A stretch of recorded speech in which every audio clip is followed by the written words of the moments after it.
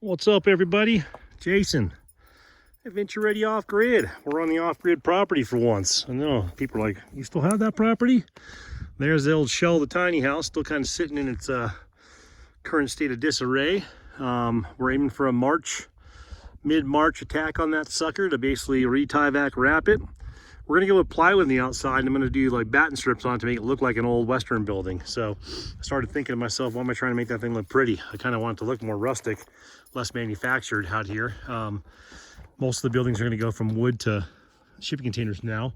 So that'll change up. But yeah, unfortunately, we're out here, our pet cemetery is growing. So I don't put a lot of that on the channel. I'm not looking for sympathy, but you know, that's just part of life. You own pets and animals and people and life, and shit happens, right? So we lost our Doberman Max back in August. He passed away of a heart attack down in Southern California when we were down there picking some stuff up. So we rushed him up here and ended up burying him on the property.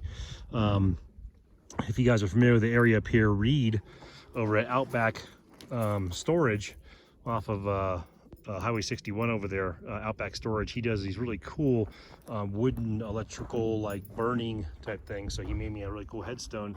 I need to probably recoat this, but that's all burnt. So he burnt the tree into there, burnt Max's name in there, and burnt the date of birth to date of death on there. And we just this is some serious soil down here. If you look at the soil, it looks very different here than over there. This is caliche. We have this like sandstone style caliche. So this is basically like sandstone hardened. And we didn't pick this place because it was soft. We picked it because we liked having this tree right here. We plan on putting a little bench right here you can kind of relax on, maybe a little gazebo here, and then I'm gonna put a little wood fence around here. And unfortunately, since we got a lot of pets, unfortunately they do pass at one time or another, so I'm gonna make a little pet cemetery, a dedicated area here that will just keep all our pets in the same area.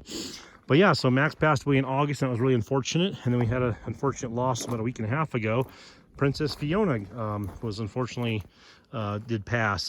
We had a couple loose dogs up in this area, Concho, Arizona, Apache, Arizona. Loose dogs are the only, I mean, people talk about bad people or drug problems or whatever. I don't have any issues with any of that stuff. Most of the people in here are really good, and the people that are a little sketchy kind of keep to themselves. And if you're sketchy around our area, I mean, with the gun laws around here and the way people react to things, you probably wouldn't last very long out here.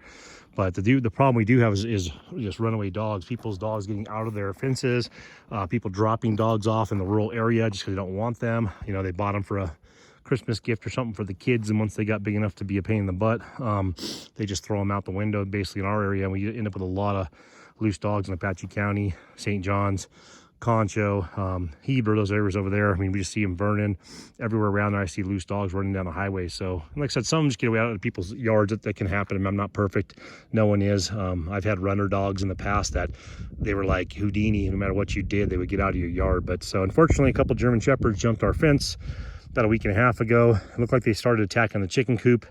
They ripped a hole in the chicken coop. I really didn't make the chicken coop overly reinforced for like an animal attack. I made it kind of penetrable. I mean, it kind of has that, you know, it does have the chicken mesh, and it has mesh underneath the container if you were able, or underneath the chicken coop if you were to dig underneath like a raccoon or something like that. That's what I've dealt with when I used to live up in Big Bear, California. So I did reinforce some spots, but the side I did use standard chicken coop mesh, and it's definitely not strong for like a dog bite, a big German Shepherd. So they started ripping into the chicken coop, and I was not home. My boys ran out there with bear spray in hand. They always carry bear spray to kind of, you know, if we get, you know, because we do when we go walks or with the dogs, or if we go hiking, or if we go mountain biking, riding, we run into loose dogs a lot. So they ran out there, and Pearl, the mama goat, was in the barn fighting off the two German Shepherds with their horns. They bit her neck several times. She was bleeding from about 3 or 4 different spots, but she fended them off, got herself inside her barn, and basically stood in the doorway spearing them with her horns, and they didn't really know how to attack her. I mean, they got her several times, but she's quite a bit bigger than Fiona. But her daughter, Princess Fiona, unfortunately, looks like the German Shepherds broke her neck. She had the same exact bite marks as her mom, same spots on her neck, but she's much smaller, very playful. So I don't know if she knew that she was in a real fight or if she thought the dogs were playing. I wasn't there.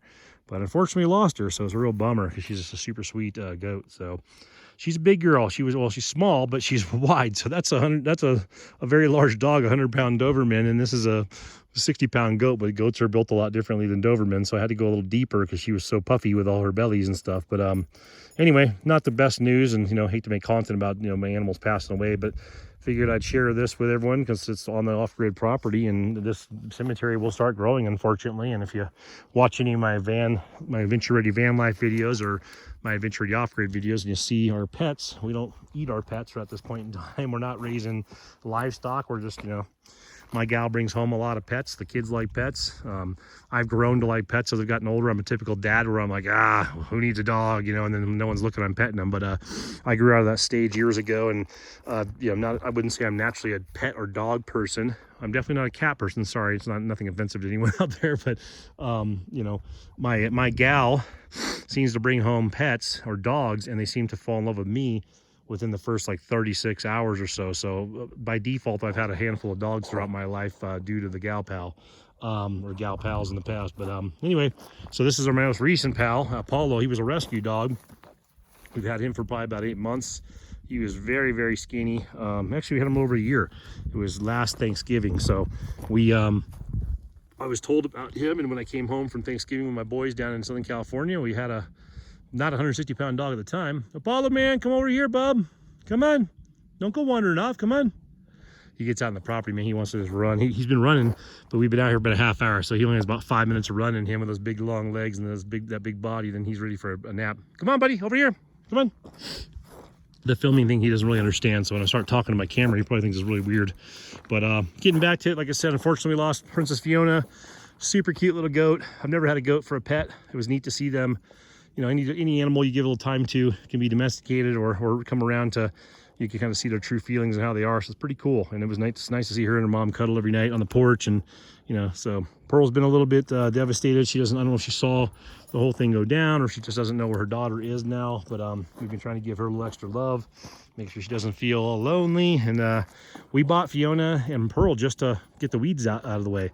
I bought a bunch of weed whackers from Home Depot, spent hundreds and hundreds of dollars, and we still had weeds, and we couldn't keep up with them. So we basically, I told the gal pal, get a couple goats. We had 3 originally, but Paco was a little crazy, so we gave him away to someone else. He was a little wild, but Paco wasn't related to them, but Pearl and Fiona were mom and daughter. But yeah, we haven't had weeds since, man. These goats went to town for maybe a month and a half straight, just eating every damn weed we had, and our property's been weed free ever since then. So we feed them, and they pay us back with a little affection and entertainment and some weed whacking. So it was really nice to have them both around. So we'll have to figure that out.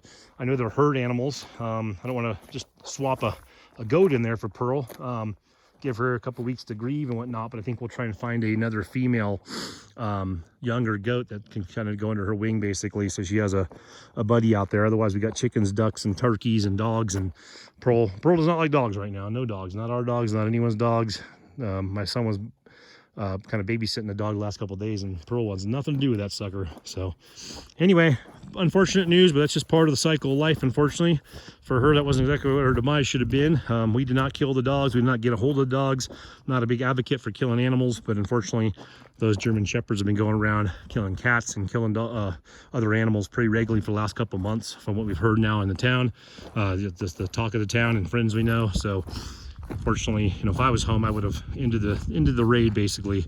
My kids were, caught off guard, and they're younger, so they don't really deal with this stuff very often. We haven't had to deal with this often either, but got to be prepared for stuff like that. You don't want a set of dogs getting wild, coming through and killing all your chickens and all your animals, and like they're sport hunting, like a bunch of gangbangers getting together and just being stupid because they got power in numbers. So kind of a weird, unexpected deal, but we'll be better prepared for it in the future, and we'll keep you posted what's going on. I know that's not the greatest update, but we're out in the off-grid property. Going back to that caliche, it takes a jackhammer to make a gravesite out here, so it's no joke. So my kids better start digging, because one day I'm gonna have to go in the ground, and it's gonna take one hell of a jackhammer.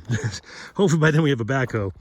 But stay safe out there, guys. Try and stay free if you can, whatever form of that you can get, because it's obviously ain't too free when you're paying taxes from death or birth to death. But see what you can do, get some fresh air, get away from that city life, keep an eye on the prize, keep an eye on what's going on. The society is a complete fucking disaster right now.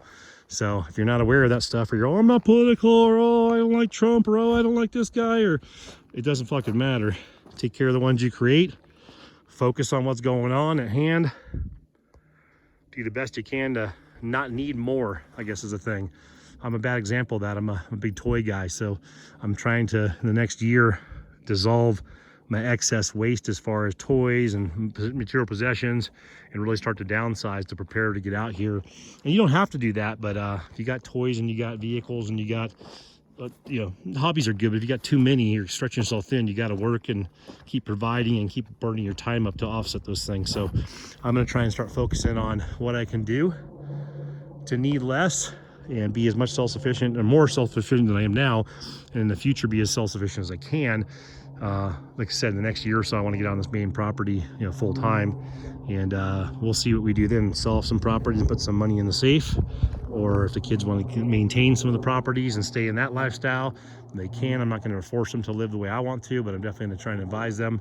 But I think the best thing for all of us is to try to resort back to 150 years ago. Like, what did they need? You know, what did they get by on? How did they entertain themselves? Of course, they lived to 30 and died, but that's, life changed a little bit, I guess, from the pioneer days. But do we need all this crap?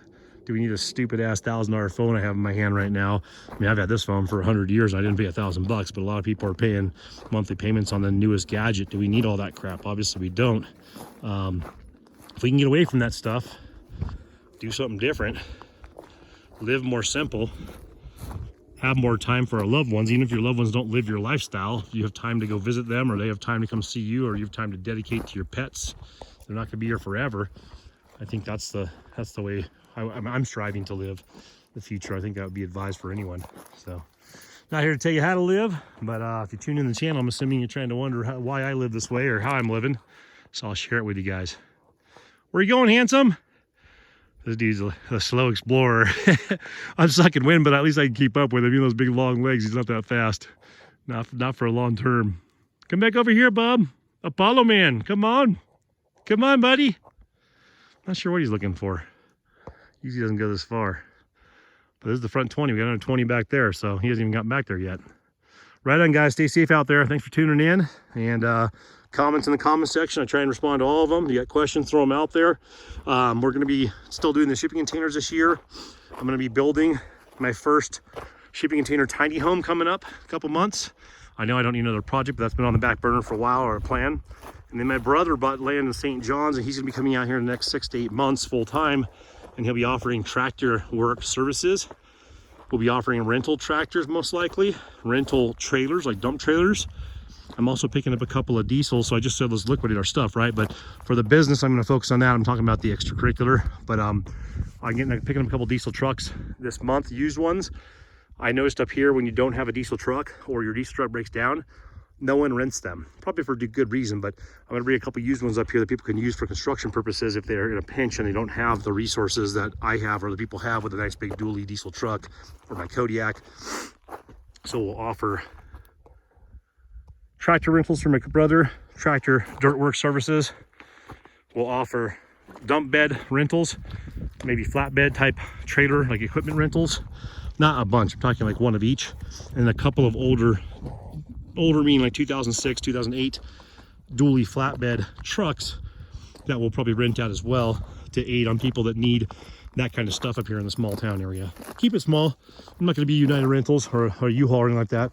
Not looking for that. Just something to keep the flow coming in for gun money and building money, and just keep progressing towards the off-grid property here. Right, Apollo, say goodbye. Apollo, tell everyone bye. Oh, here's coming to tell you guys bye. Oh, maybe he's deviating. All right, take care, guys.